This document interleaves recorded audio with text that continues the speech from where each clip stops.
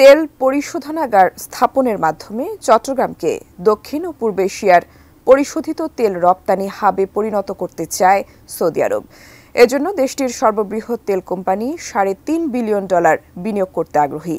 এদিকে বাংলাদেশের পররাষ্ট্র এবং অর্থ উপদেষ্টা আশ্বস্ত করেছেন বিনিয়োগ বান্ধব পরিবেশের। বলছেন, আগের আমলের মতো আর অসত্য পরিসংখ্যান দেবে না বাংলাদেশ। বাংলাদেশ ও সৌদি আরবের অর্থনৈতিক সম্পর্ক বাড়ানোর কৌশলপত্র প্রকাশ হলো রোববার পররাষ্ট্র মন্ত্রণালয়ের এক অনুষ্ঠানে। পররাষ্ট্র মন্ত্রণালয় এবং পলিসি এক্সচেঞ্জ বাংলাদেশের উদ্যোগে প্রকাশিত এই কৌশলপত্র প্রকাশে সৌদি রাষ্ট্রদূত ইসা বিন ইউসুফ আল দুহাইলান বললেন, সম্পর্ককে শুধু জনশক্তিতে সীমাবদ্ধ রাখলে চলবে না।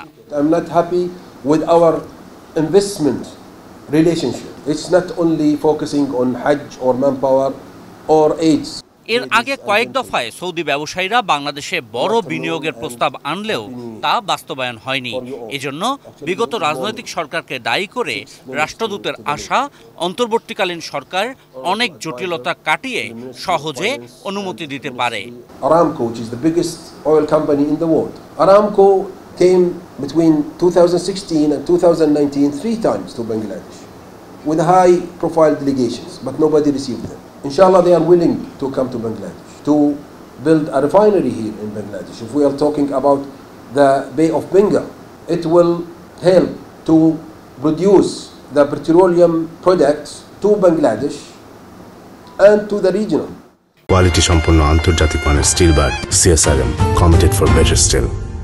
এদিকে পররাষ্ট্র উপদেষ্টা তৌহিদ হোসেন বললেন, আগে সরকার যতটা বিনিয়োগ বান্ধব পরিবেশের কথা বলতো আসলে ততটা ছিল না।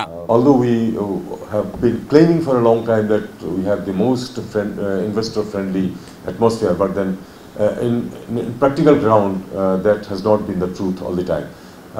I can assure the ambassador that the present government is definitely poised towards very positively towards this, and we are trying to make things really easy for the investors to come in. আর অর্থ উপদেষ্টা doctor Salehuddin Ahmed মনে করেন, বিনিয়োগ না বাড়ার কারণ শুধু দুর্নীতি বা অসঠিক পরিসংখ্যান দেওয়াই না, বরং বাংলাদেশের কৌশলগত অবস্থানেও ঘাটতি ছিল। Wrong policies taken for the past.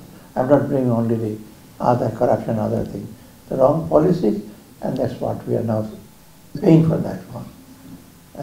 I'm sorry to the fact, because the challenges they are facing right now are formidable, but those are not insurmountable. Ashikur Rahman Apu, এটি নিউজ, ঢাকা।